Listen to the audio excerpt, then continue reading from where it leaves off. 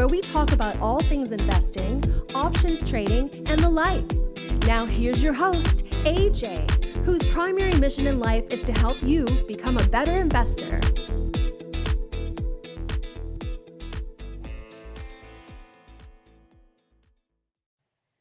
All right, ladies and gentlemen, welcome back to the AJ Brown Show. Today is August 16th. My name is Cyprian Francis, and with me, as always, Mr. AJ Brown. AJ, I thought August was supposed to be doldrums. I thought it was supposed to be quiet. What's going on? Yeah, well, I mean, there's a lot going on in the markets as far as what's happening with the Fed. I mean, it's kind of an unprecedented year. All kinds of stuff is happening both in the world, in the Main Street markets, as well as in our investing world. And so last week we had this huge scary time of the carry trade. I think the Nasdaq fell about 1,000 points in one day.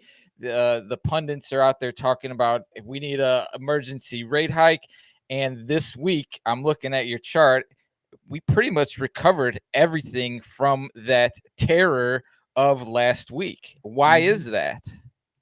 Well, I mean, so last week we had that whole thing happen in the beginning of the week where a lot of the big traders unwound their carry trades. And that caused some sell off, but there was very little news. So people are wondering, what's happening with the economy?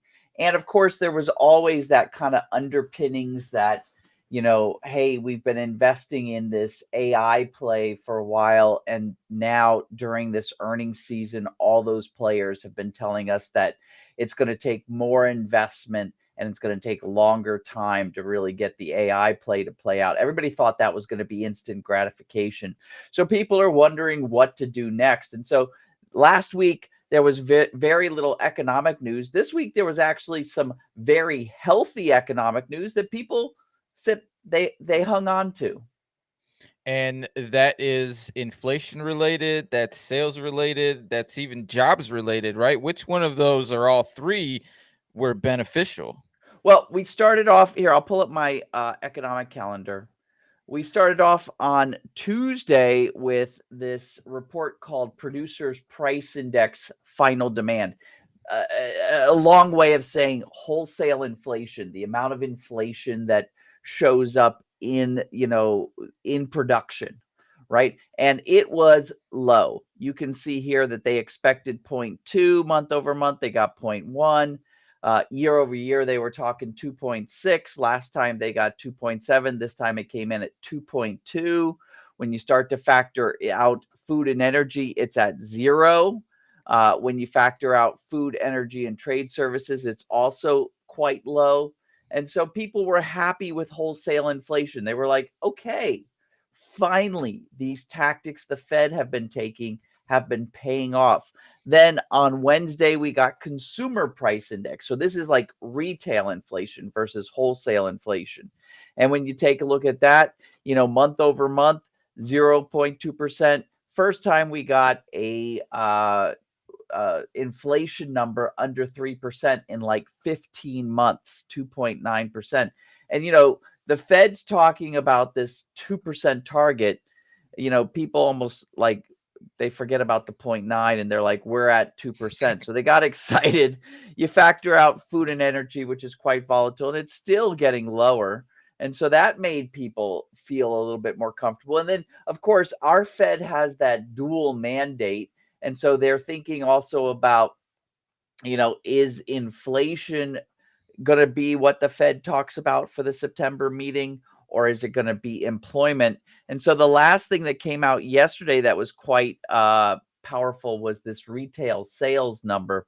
So retail sales, if people stop spending, right, then it's really going to slow things down. The best situation would be if inflation is coming down, but people continue spending. And what did we see in July? I mean, we saw a heck ton. We saw people spending more than $7 billion than they did in June, right? So, yeah, retail sales is alive and well. They were expecting, look, in June, they had this number that was revised down to a 0.2% drop in retail sales from May. Well, and they only expected a 0.3% increase this month. They got 1%. A lot of that was people buying cars and to some extent buying gas, but still, 0.4% gain, right? That's not bad at all. So, people are happy. People are spending. Inflation's coming down. Employment looks to be stable. And so, that caused a little bit of buying this week. And when we look at the chart, the reversal is pretty concurrent based off of what you just said on in regards to the economic data. We had I think Tuesday was the PPI, and then so 3 concurrent days. I'm curious what this looks like when we look at the levels that we've been tracking on the S&P, because I don't think even you expected the drop as quick as we got it, and maybe the reversal as quick as we got it. I'm actually okay with it. Here, let's take a look. Let's look at it technically, right? So I'm going to first put on my trend lines, right? And so we keep track of these moves from highest close to lowest close, and then you can see we've got our live move because we haven't yet hit the highest close yet. And these arrows that we're using are confirmations. So we know we've hit our lowest close if it's followed by an arrow. We know we've hit our highest close if it's followed by an arrow. And this arrow is one of our free indicators you can download. It's a filtered moving average crossing, right? And so, what we did know last time is that we overshot with that sell-off. We overshot the previous move. You can see here if I line my cursor up, or even better, Sip, if I throw my lines in here, you can see the previous move started at $5,235. We dropped all the way down to, what's our close here? We dropped all the way down to $5,186. So we were about $50 less than that previous move. And that kind of changed our dynamic. That actually had us, if we follow the rules of this retracement analysis, starting to look at a new trend direction, right? But we didn't quite go all the way down to where we would start saying we're in a sell-off territory. What we did is we went into a territory, this red territory that I have here, that's defined as a sideways kind of choppy territory. So then we retraced, and we've been retracing all week, and we actually are back into that red territory in this new move. And I don't see us actually jumping into a uptrending territory. That would mean we'd get above 5,780. Instead, I think we're going to find our reversal. In fact, today we're already losing some of the gas that we had from the previous, from this actual rally.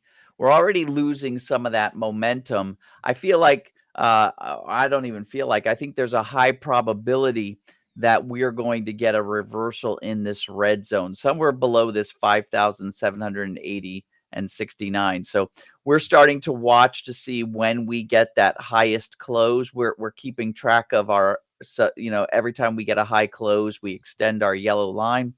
And if we get our red arrow, that means that we've hit our highest close, and we'll start, tracking the next move down.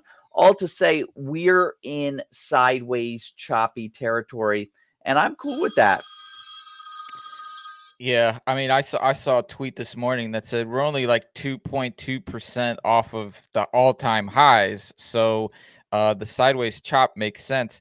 My question to you is, if we were going to hit that high, that 5,700, what would it take or what would we need to see from the news, the economy, the market, so maybe some of the Fed stuff to get up there? Would we need a half point rate cut with some positive verbiage of, hey, we like where the economy is going. We need to put a pause on, we need to bring things down. Like, is that what could get us to those new levels, the soft landing ish? I think the Fed is actually quite happy with going sideways for a while. What they don't want to see is us going down. And I think that this latest rally kind of, they're in lockstep with investors right now, as well as I think they're back into thinking that they're going to clock a W on this, clock a win on this inflation thing. I mean, when we take a look over here at their, the Fed Watch tool that we use, this is what people think interest rates are going to be doing in September. People have fully priced in this interest rate drop in September, but it's only going to be a 1/4 point rate drop. It's not going to be anything more significant. I mean, last week they were talking about 1/2 point. They were even, right after the carry trades unwound, they were talking heavily about, this emergency rate drop, but that was just passing in the wind, right? We're pretty solid on a 1/4 point rate drop in September. Where it starts to get interesting is what's going to happen in November. November, they're actually thinking about a 1/4 point rate drop again. And then December, it's kind of iffy whether or not, we're going to see a 1/4 point or whether we're going to see a 1/2 point. But overall, we went to a situation where we thought we were going to see as much as a 1 1/4 point before the end of the year. I think we're back to a more stable, this Fed is very measured. There would have to be the proverbial poop hitting the fan for us to see more than a 1/4 point rate hike at any one of these meetings. But I don't think it's off the table that we see quarter drop in the next 3 sessions. And so my question to you on that is, could you see it being a 1/4 and then a pause and then a pause and then a 1/4 and then a pause? Like that in theory wouldn't be bad either, because we're still keeping rates relatively high compared to what, like the past 10 years, but not cutting so quickly. Yeah, that's something we'll definitely keep an eye on. When is the next Fed meeting? September. So we're talking about September 18th, right around the middle. So about a month from now. 2 other statistics or pieces that I keep seeing in the news. One is the volatility, the rate at which the VIX ran up, and then the rate at which the VIX came back down were both, hitting some records in terms of historical numbers. Mm-hmm. Yeah, it sure did. And, that's what happens, right? The VIX is a measurement of our fear. And so when we get scared, when you go up to somebody or you hide behind the corner of a wall and you sneak out at them, it's very rare that somebody's not going to jump out of their skin, right? People react almost not commensurate with the situation when they're scared, right? They react big time. It's fight or flight. It's our reptilian brain. But when people are confident, there's a limit to that confidence, right? And so the fear came, we got over it, and we're back down. However, I would speculate that we are not going to get down any lower than around 14, 15.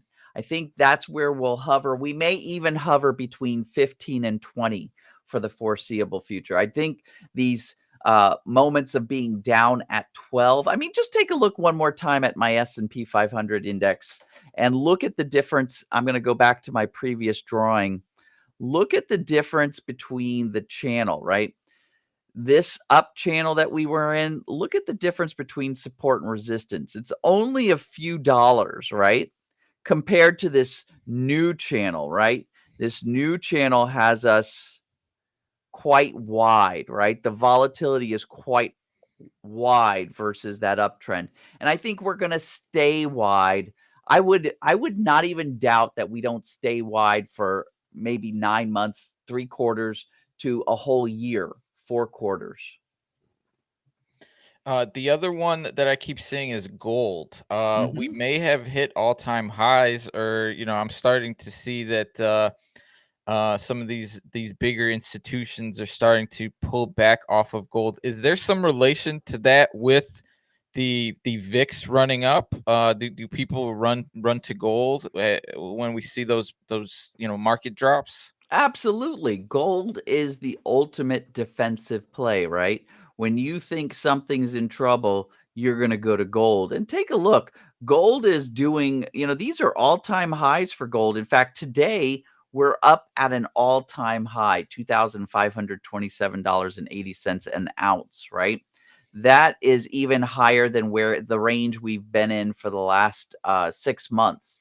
So what that's telling me is that people are starting to move out of riskier assets. They're also, remember, quite a while ago, we took a look at bonds. Let's take a look at bonds right now, because generally people move their money into bonds when the appetite for risk starts to wane. And, I've been really watching this very carefully. And again, this is giving, I think, the Fed some solace. But when you take, I like to watch this 3-month bond, and I like to watch this 10-year bond. Now, we've talked about in the past why we think there's this inversion, why it doesn't make sense right now to loan your money in the long term, right? The rates for just having your money hold for 3 months in a bond are higher. And that's unusual, but we're in unusual circumstances with quantitative, tightening right now. So that kind of makes sense. But this has been getting, the difference between these two has been getting less and less. And when that has happened, when those have actually reset, it usually comes along with more recessionary talk. So you almost want to keep these things at bay, at least for, a soft landing. So we're watching these numbers, Sip. But yeah, these numbers have been creeping up, meaning that people are moving their money out of riskier assets like those AI plays and those big companies like Apple, Microsoft, and Nvidia. And they've been slowly, not in a abrupt fashion, but they've been putting their money into bonds, and they've definitely been putting their money into gold, traditional defensive plays. All right, we'll definitely be keeping an eye on some of the bonds, some of the gold, the S&P movements, and we'll be talking in our next segment why you, as a premium seller, and why we, as a trading trainer community, like that for the strategies that we implement, that you teach. And so we'll be digging into that a little bit more. In the meantime, we do want to give everyone a chance to hop into AJ's free daily workshop. I'm going to go ahead and throw the link into the chat. But AJ hosts an awesome daily workshop where he gives 4 strategies that will be going over later on in the show, and AJ's pick of the week in our speed round. Some of these strategies, if you want to get more detail, if this is new to you, this is a great webinar for you to hop in there. We're going to go ahead and take a short break. We'll be back in a jiffy. But as always, we are streaming live. So if we do have some time to run through any questions or any tickers that you want to run through that you have questions on, drop it in the chat. If we have time, we'll get to it. If not, maybe we'll look at it next week. But we're going to take a break and we'll be back. Sit tight, folks. You're afraid of trading in the markets. Guess what? I've got your answer. I've got 4 strategies I'm going to give you along with the tools to make it super easy. I'm going right home, giving you the webinar. I need you to sign up below and meet me in a few minutes.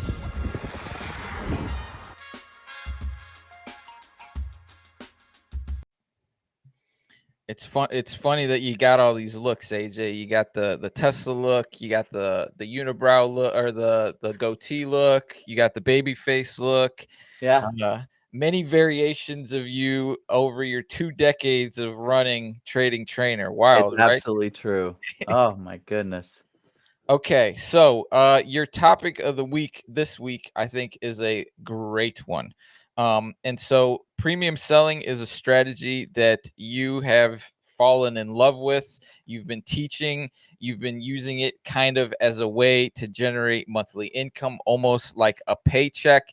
And so, with the recent volatility, why do you like premium selling? Why should we, as investors who maybe never have done it, want to learn more and start implementing it as well?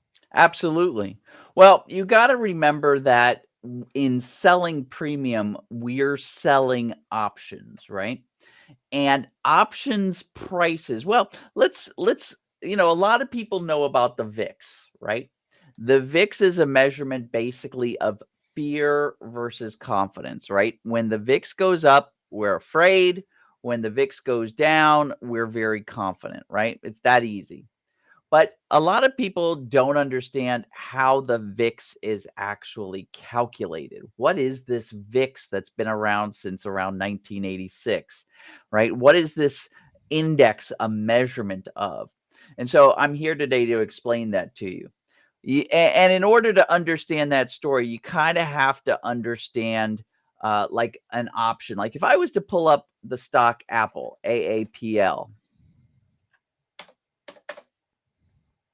here's Apple, and when I look at the option chain, the first thing you might notice down here, if I pull up the actual stock itself, is that there is this thing called volatility, implied volatility, and it comes in at 24.16.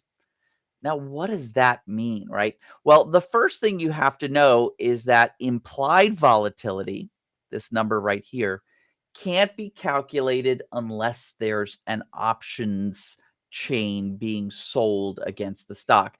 If we pulled up one of the many stocks that is not optionable, doesn't have options trading against it, that you won't be able to calculate implied volatility, right? Because implied volatility, and you'll notice on this Apple stock, if I start to look at the individual options here, right? There's this column called implied volatility. So each option has a measurement of implied volatility. In fact, if you think about it, this implied volatility number actually gets averaged out for the calls and the puts for this particular expiration date. This is today's expiration date, August 16th. The monthly options are expiring. They always expire on the third Friday of the month. So today's the expiration, September 20th, October 18th. You'll notice that there's this number in my option chain software right here. And what that number is the implied volatility for that expiration date. So for today, the implied volatility is 35.72%. For September, it's 24.28. For October, it's 24.59. For November, it's 26.67. So you can see that the volatilities are pretty stable, except for the one expiring right now, which is much higher. But this number is actually calculated off of the individual options. It's kind of like an average of all these implied volatilities of the option. And then the one for the stock is calculated by averaging all the options. There's a little bit more, I'm simplifying it, but there's a little bit more to the math, but basically averaging all the option volatilities and rolling it up into what the implied volatility of the stock is. So then you're probably saying, well, okay, I get it, sort of. I get that there's an average of implied volatilities for the expiration dates, and then you average that and you get it for the stock. But then what is the implied volatility measurement anyway? Well, we know a lot about options. We know that we have a model on how people trade them based on how many days there are to expiration. We understand how people trade them if they're out of the money, in the money, at the money, deep out of the money, deep in the money. We understand that. That's, these are known variables and known, effects on the option price. And yet, despite knowing all of that, when we correlate the two, they still don't match. And so there's this other variable in an option price, and it turns out that it's called implied volatility. And if you think about it, the way that it works is if I'm a big money trader, a hedge fund, mutual fund, pension fund trader, I'm trading billions, if not trillions of dollars.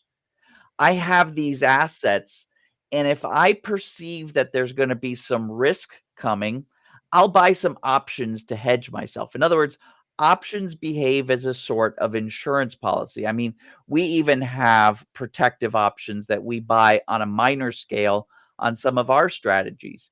So, on a major scale, if something big is happening and the market forces detect that, you'll see a run up on options.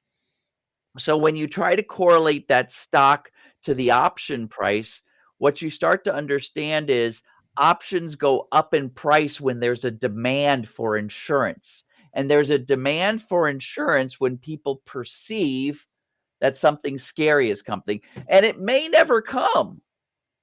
The scary thing may never come, but if we think that something's scary coming and we start to load up on the insurance, if we think, we're a California resident and we think that a wildfire or an earthquake is coming, we may go to our insurance broker and say, give me wildfire insurance, give me fire insurance. And our broker, who only probably has a limited amount of those insurance policies, they may go up in price if a lot of people want them, right?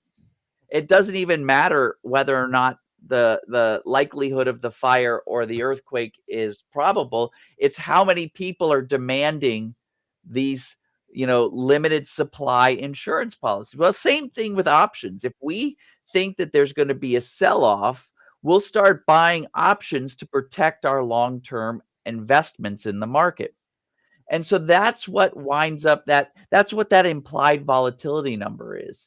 That implied volatility actually is a analytical measurement. When you start to factor out all the known constants within an option and you're left with this unknown is the demand or oversupply of options. So if we all of a sudden, when we start looking at the individual options, we start to see that people are buying them, and then that rolls up to the implied volatility. We're seeing people are buying a lot of the August 16th options. And then we see that people are buying a lot of options on Apple compared to the previous day. And then when we roll it up to the VIX is a measurement of these implied volatilities on the 500 best stocks out there measured by the S&P 500. So you take the implied volatilities and of those 500 weighted stocks in the S&P 500, and that's how you get your VIX. So now coming back to the question of why, as option sellers, do we like it when the VIX is high? Well, check this out. If I'm selling options here, I challenge everybody to go to Google and you type into Google option theta decay curve. And I'm a picture guy, so I'm going to go over, and you can, go to Google and say, I just want to see all the images. And you'll notice we get the same image over and over and over again. So just pick one. I'll pick this one. It looks pretty.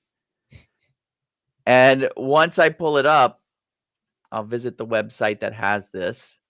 And there it is. I'll right click on it and I'll open it up in a new tab so I can just look at the image itself. I'll zoom in on it. So this is the known behavior of option prices. This is pretty much the whole basis behind our premium selling, right?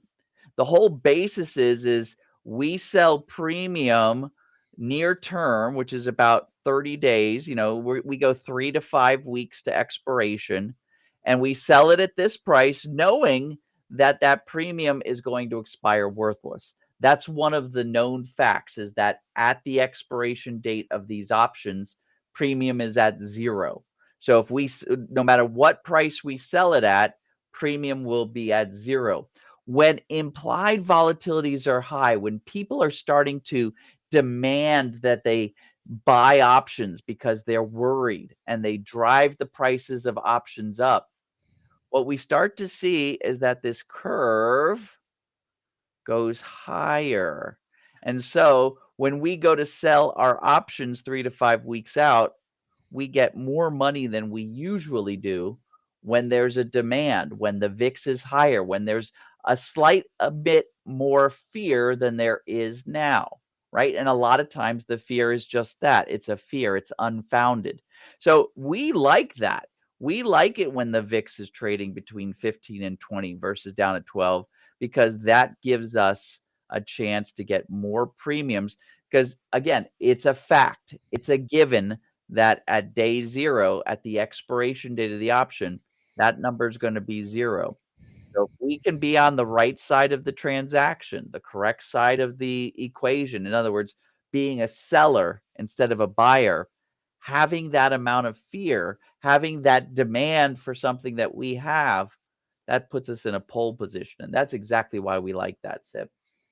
And also, if you're holding like a longer term portfolio, this does give you the ability to kind of offset some of the losses that you might be seeing if a stock is going against you at a higher insurance contract rate. I always like, explaining to people how options work as insurance contracts. At least it's easier to understand. And so last week we saw a storm coming and the insurance contracts ran up, but now they've come back down, but they may not come back down as far as we saw, a few months ago, just because, I don't know, it's going to be the end of summer, right? It's going to be the fall. We've got the election. Right. There's a lot of stuff that could happen, which will kind of keep people a little bit more on edge than usual. Would you agree? Yeah. And I want to, we were throwing around this term implied volatility.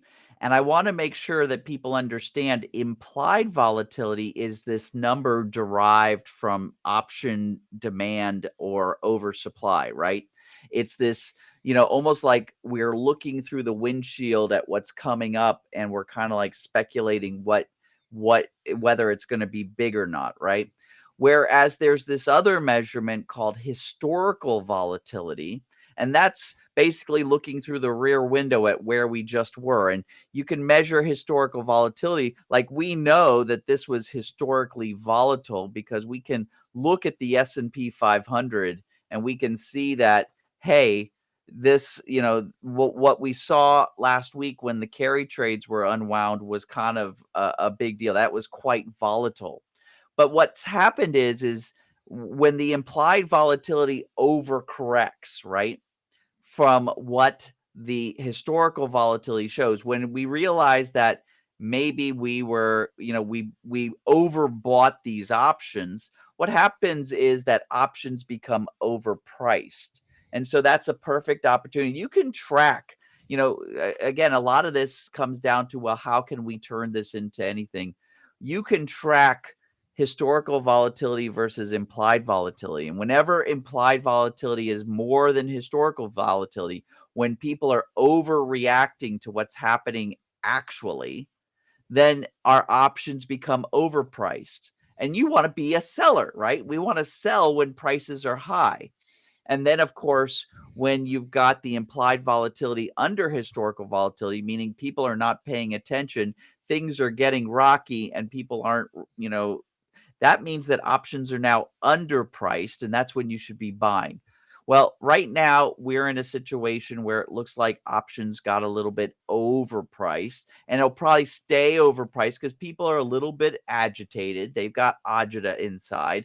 And so this is great for us sellers because we're going to be selling premium into that demand market. All right. Well, in our next segment, we'll take a look to see if that specific premise is going to be evident in your pick of the week, but also we've got some speed round names where we might have similar examples. So, great talk, great analysis, but the people want to know, AJ, how can we take advantage? What's going on in the market? Where's the moves happening? And so, with that, let's dig into your pick of the week and see what this looks like in a specific example and a potential setup. So your pick of the week this week is Novavax, ticker symbol NVAX, which sounds like an exotic company, not something that's too mainstream. Yeah, this is actually a company not far from one of my homes, right? I spend a lot of time here in the Washington, D.C. area. This is based in Gainesville, which is right, I'm in the Virginia area, and they're in the Maryland area, which is on the other side of D.C. Here's what I want to tell people about. So we saw a lot of money coming out of the woodwork for the past 4 months to go into these AI plays like NVIDIA, Microsoft, Apple. And during this earnings season, we've had a lot of those companies come back and say to us, hey, thank you for that investment, but you're not going to get instant wins on this. And so we've seen a lot of people saying, okay, what do I do with this money? Should I go back and bury it in my backyard? I don't really want to do that quite yet. Should I put it back into crypto? Well, we haven't seen that. We haven't seen Bitcoin. In fact, Bitcoin prices are dropping. So what are these people doing with their money? And so a topic that has been coming back into, not so much the talking heads, although some talking heads have been mentioning it a little bit, but mainly it's like showing up in socials, right? Is the whole biotech thing. There's a whole host of new cancer drugs that are being tested. This CRISPR technology is going to a whole new front. And this Novavax company has some vaccines as well as some therapeutics currently in testing. You can see that they've been showing losses until this most recent earnings. They've actually let a couple of things out of the bag, and I'm quite excited about this particular company. And I think that we're going to see a lot of this, investment dollars that are coming out of these high flyers going into some plays like Novavax. With that said, they did this step function increase. We call this a rising window. That comes from like candlestick analysis. If we were looking at candlesticks, this would look like some sort of window, this gap up on earnings over here. And we seem to have established a level of support around $10. And resistance is a little more gray, but it's somewhere between probably this 16 and this 18. Although I wouldn't be surprised. Again, it's not the most, if you look at a point and figure chart, it's not the most it's more ethereal than support at $10. But we've got this buy signal just about a week ago, and we got our follow through, but it hasn't gone up aggressively. So if we wanted to get in now, if you bought your covering position, what's nice about buying a covering position is if the stock decides to blow through resistance, that covering position is perfectly poised to be a directional play. So it can adjust either way. It can either turn into a premium trade or it could be a directional play. And so I'm actually suggesting that you research and you think about it. Again, I'm not giving any recommendations here because I can't do that, but I'm looking at Novavax for myself. And I wanted to show people it's got a really healthy options chain, right? If we look at Novavax waiting for the data, you've got great expiration dates. I could use this April 2025 as a substitute. So if I don't want to spend the $12.85 per share that Novavax is currently going for, I could buy these $5 calls. These $5 calls are going for roughly about $8. So I could get a discount of about 40% maybe 35% off the price of the stock if I go with these far out in time, deep in the money call options. So either one of those would be a great purchase. And then you allow this thing to either appreciate, or if it tops out, you sell call options against it, buy your protective puts, and start that income generating engine. I really am interested in what Novavax gives for us. And a very nice price point at $12. I know that's something that does help with smaller portfolios, smaller positions. Love it. Novavax, ticker symbol NVAX. Add it to the watch list. Keep it on your mind. See if it's something that fits into your style of trading and investing. All right, AJ, we've got more names. The people want to know what you think about these lovely stocks.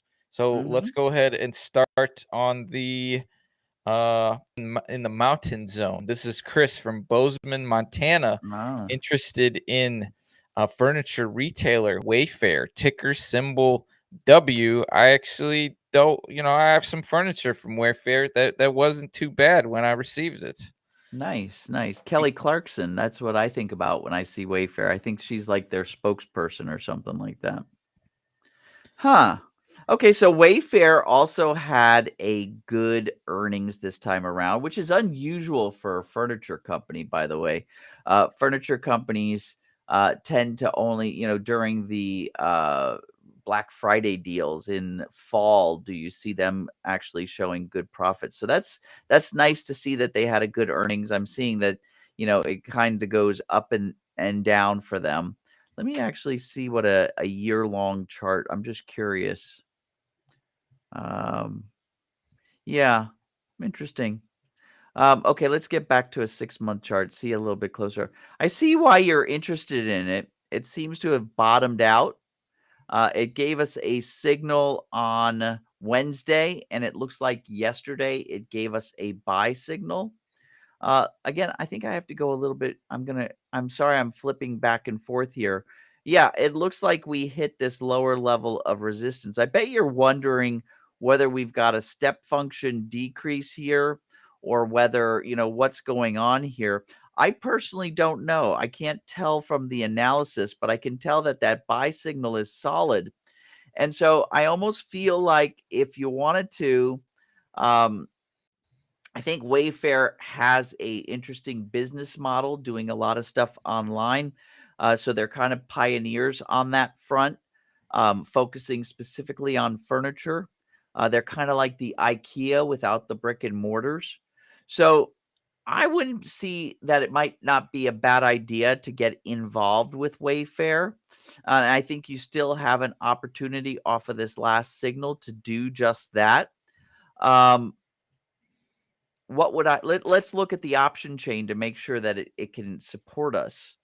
So again, for a substitute option, I'd probably be thinking February is a little bit soon. I'd probably be thinking of this June 2025 option. And I'm looking over here. I'd probably be interested in this $20. So instead of spending $43.68 per share, I'd be looking at this $25 share. So again, about a 40% discount.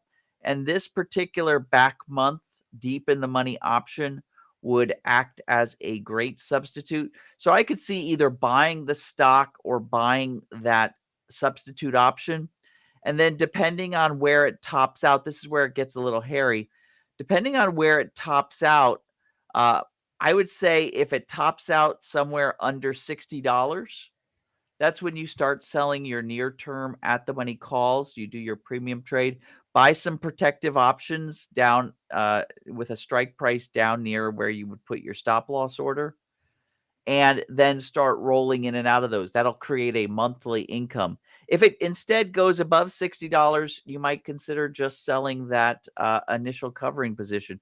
But I think you've got something there, and I don't think Wayfair is a bad candidate to put some money on. I wouldn't put a full, portfolio-sized position on this, but I wouldn't mind playing around a little bit with that. Yeah, and I always think of their model similar to Amazon's as well because they drop ship a lot of stuff. So they're not even holding a lot of these items in their inventory. Right. But they found a nice niche in the furniture space, right?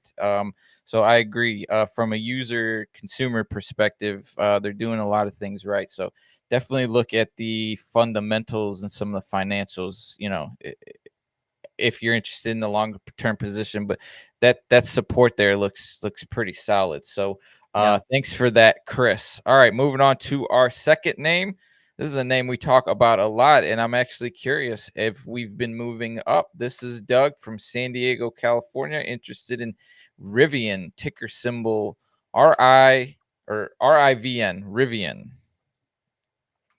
Still losing money, but that's what coming out in the car world.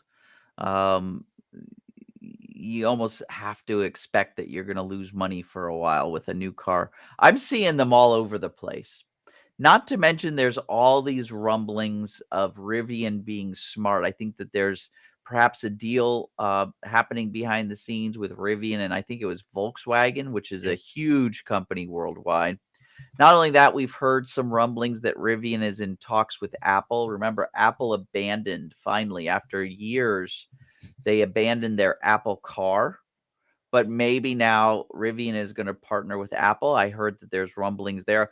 And I haven't heard much. And I think that's why we peaked out here.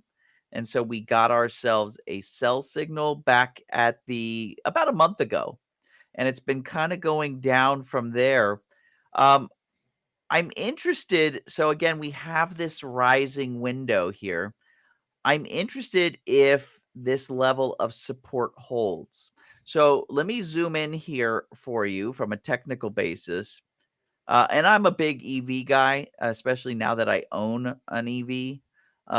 So I'm kind of bullish on the whole plan, and I think Rivian's got some smart owners. All right, here's where I think I would go, Doug from San Diego. I would want to know if this holds out for support. And the way that I would know is I would see one of my arrows appear. My arrows are traditionally end of day signals. You can see if these are free for you to download. So if you haven't downloaded SIP, I can tell by looking at he's put the link right there for you to go download this. Let me show you what this indicator is just really quick. This is a MACD indicator on steroids, right? It's giving you a lot of flexibility. One of the things that we do here is instead of calculating the MACD on the close price, we calculate it on the volume weighted average price. And we're using the fast MACD settings given to us from the MACD guys. That's the 6, the 19, and the 3, rather than the 12, 26, and 9, which is the standard MACD settings. So I'm looking for the MACD, this fast MACD calculated on volume weighted average price, to give me a signal. And I want it to be around this $13 to $14 range. If I get that signal, I think that's a buy signal you should be interested in. And if we again want to throw in our options, I could see using the March 2025 option, and I could see using either this $6 strike price, or more likely, I actually like this $7.50 strike price. It's a little bit on the edge of the option I would substitute, but I could see using that. It seems like it's got some more trading. It's going for about $6. It's going for half the price of the stock. So you buy that option. And again, just like we said on Wayfair, if you come back up and you get to about $18, $19 and it starts to putter out, the underlying stock starts to putter out, that's where we get into our selling premium, the stuff we've been talking about in the whole beginning of the show. Sell your call option near term at the money, buy a protective option 3 to 6 months out, somewhere with a strike price down here at $13. Right? And then rinse and repeat. Every time you roll out of those two trades, whether that premium trade expires or you actually, buy to close it, and then roll out of that protective option and do it again and again. It's not unbelievable for you to be, making 10% on your investment every time you do that. And you think about how putting your money into like a really well performing mutual fund, maybe if you're lucky, pays you 10% in the year. We're talking about making 10% every month on your investment. So yeah, that's what I would do. I would wait for a buy signal, make sure it's above this window, make sure it's between 13, 14. If it is, buy stock or buy your substitute option. And then if it tops out at 18, 19, start the process of selling premium and rolling in and out of protective options. If it blasts through that level because something happens, some news breaks on Rivian, then don't worry about the whole premium thing. Let it top out, use a trailing stop, make it into a directional trade, take your money and run. And I see Rivians all the time, and like you mentioned, they're Same pretty cool. here. Pretty cool. They're pretty cool, especially the SUV version. It looks very. It might even look cooler than the Cybertruck, just because the Cybertruck is a little too much. This is more of like it's still a car that you could put your kids in, and We've drive got to the beach. I can't even tell you the number of Rivians I see around my area, but now I'm also, and I know you said you've seen quite a few Cybertrucks. We are too now. We've got like 3, 4, 5 just in our area that we see all the time. And I was in some shopping center, and one of these things was playing songs and flashing lights, and I was like, yeah, it's a little bit too ostentatious for me. So the Rivian looks like an awesome car. My wife loves the Suburban as well. Not the Suburban, but the SUV as well. I'm glad she's not on this show to hear that you're on her side, because otherwise we'd be at the Rivian dealership buying her one. So I'm going to be glad that she's not watching the show. And I get the extra Cybertrucks because the Cybertrucks I see are all decaled out promoting some sort of energy drink or some sort of I mean, in that makeup case, product. you're using it like a tax deduction, aren't you? They're pretty wild. There's like this bright pink one that I see. Like you can't not take your eyes off. It's like, what is going? It's like a lipstick on wheels. So crazy. All right, Rivian. Moving on to our third and final name in the speed round. This is Mary from Provo, Utah, interested in a classic favorite of ours, and that's Kraft Heinz, ticker symbol KHC. Boring, but probably have some potential. What do you see there, AJ? I mean, Kraft Heinz will put money in your back pocket. So I like my fast MACD as a signal. Mary, you kind of missed the opportunity but it looks like price is back up. So I got a signal to get into Kraft Heinz right here on August 7th.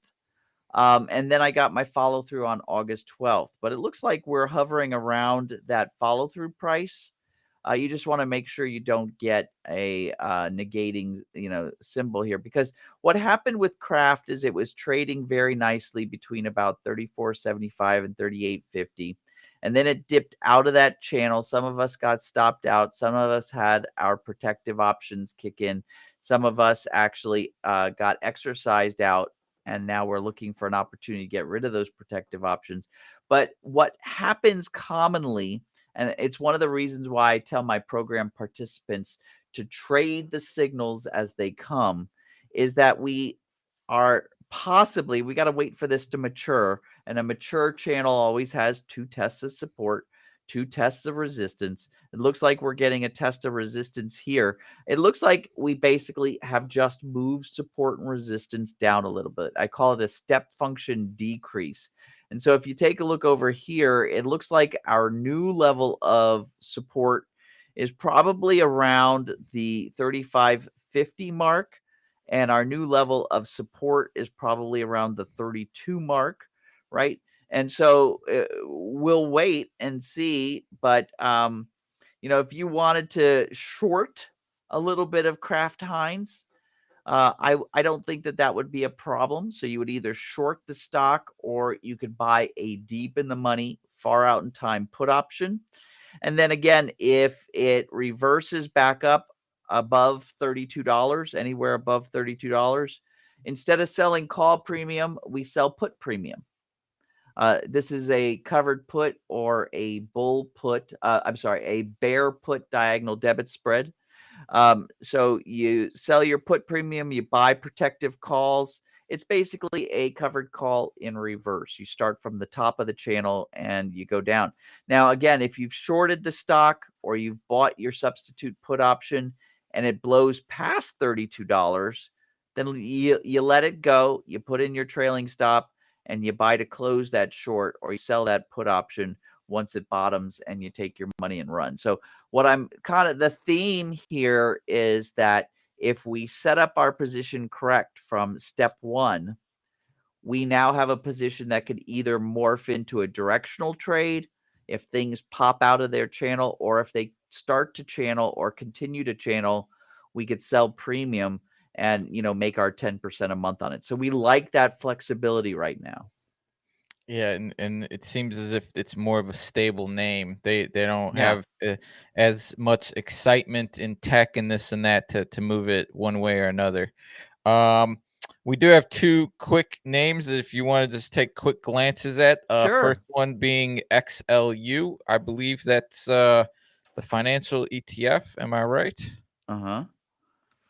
Topping. Let's see here. So again, I like to go. I actually for some of my program participants who stayed at our workshop yesterday and stayed really late, because our workshop wound up going something like an hour and 45 minutes. So a lot of people drop off after the first hour. But for my diehards, I gave them another way of determining tops and bottoms above and beyond the fast MACD. But my default that I like to look at when I'm looking at the chart is my fast MACD. I see a bottom about 2 months ago. I see the fast MACD contradicted itself a couple times here. I'm wondering if I'm finding a top right here. I would need to see my follow through. Today, we are not getting follow through on our Thursday top signal. And at the same time, I'm looking at how slow this thing undulates, meaning how slow it bounces between support and resistance. And one of the reasons why I don't like that is because, if I'm selling premium, that means my opportune times to put on my premium trades are only going to come, it looks like, once every 2 months. I'd rather have it go at a faster pace so I could try to sell premium on a monthly basis, not every 2 months. With that said, if you see this right here, this signal get its follow through, shorting this thing. Again, also look, since it is an ETF, look at what's, this is going to really be something that is affected by the correlation of the broad market. So make sure you're watching the broad market as well, but make sure you get your actual signal. Don't just react to an end of day signal. Make sure that you get your follow through, and go from there. Right. Trade the signals as they come on that one. Hey, some examples are better than others. Correction. Utilities ETF. There we go. Yeah. Not financial. One last name, IRBT. I'm not sure how active that is in the options, but IRBT ticker symbol. iRobot. These are our yeah. friends who make our Roombas, right? And I think they're involved in a bunch of other things as well. Let's take a look at the option chain, like you said. All right, this thing's trading at $7. This is trading at $7, which is really nice. My protective options, I like to look at the bid-ask spread. The bid-ask spread's a little bit on the large side. And when I said protective options, I'm turning I've turned 51, and so I can't remember their names. Substitute options. I'm looking at the substitute options, and I'm wondering if maybe that's not the play. In other words, I'm looking at these substitute options, and they have such a large bid-ask spread for the price that they're trading at. I'd probably wind up just trading the stock itself.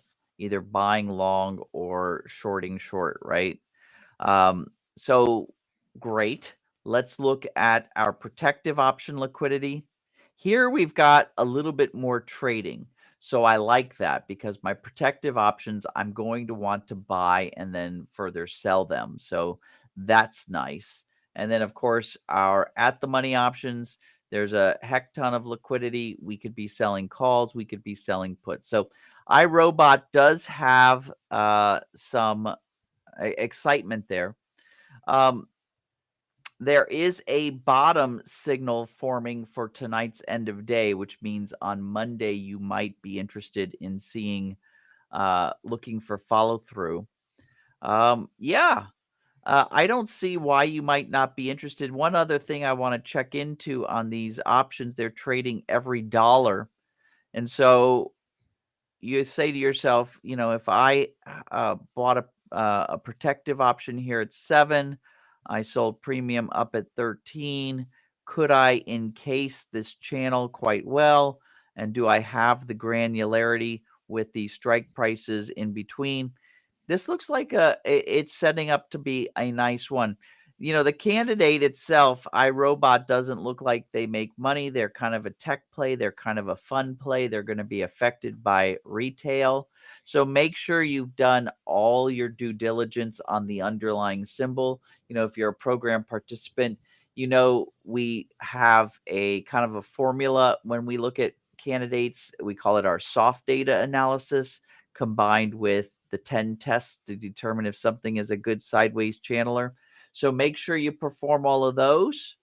But otherwise, yeah, I can see from just the first glance, and I don't trade this, so I don't have much experience with iRobot besides the fact owning some of their products. But yeah, I could see how something might be developing. Paper trade it. You can never get in trouble paper trading something. Yeah, and it's usually not a bad sign if you own the product. But the holiday season coming around, hey, iRobot might be a hot item for the stocking. So yeah, thanks for some of those big stocking. Thanks for that, Geary, I believe. Thanks for that, Geary. All right, AJ. Heading into the close of the week, looks like everyone's a little bit calmed down. Finally, we had a panic last week. We had a rally this week. Heading into next week, what are we keeping an eye on? What do you want us to take away, into next week? Let's pay attention to see if we top out. So if everybody would, download it, you don't even have to download my indicator, but you should. It makes life easy. But if you don't, if you're using a different charting package or something like that, throw your 3 and 5 day EMAs on there and see when you get your crossing. See if I'm not right that we're going to get a crossing in this red zone. We're already in the red zone. We'll stay in the red zone unless we get above 5,780. And just kind of validate what I'm seeing, that we're in sideways shopping. You can see since this new trend direction started, and we have this new trend direction starting officially on May 30th, you can see that this linear regression line, sorry, that's nerd speak for best fit trend line. This best fit trend line is just sideways choppy, premium sellers dream. Let's go ahead and just validate that we get another reversal that just keeps proliferating that dream. Be thankful that you've got those higher volatilities. We just had options expire, or we're having options expire today. So start thinking about selling your September premium, and we'll go from there. All right. I love it. As always, if you've enjoyed the broadcast, please hit that like, hit that follow, hit that subscribe button. We'll greatly appreciate it. If you have any follow-up questions, feel free to leave it in the chat. Send us a DM. Head over to tradingtrainer.com. Hit the contact button. Someone will get back to you with some answers. AJ, thank you once again for your time. Thank you, everybody, for tuning in. That's all for us, folks. So we'll catch you next week. Bye, everybody. For tuning into the AJ Brown Show. If you're interested in learning more about AJ and his investing techniques, head on over to tradingtrainer.com and create your free account today. And if you're not already a subscriber to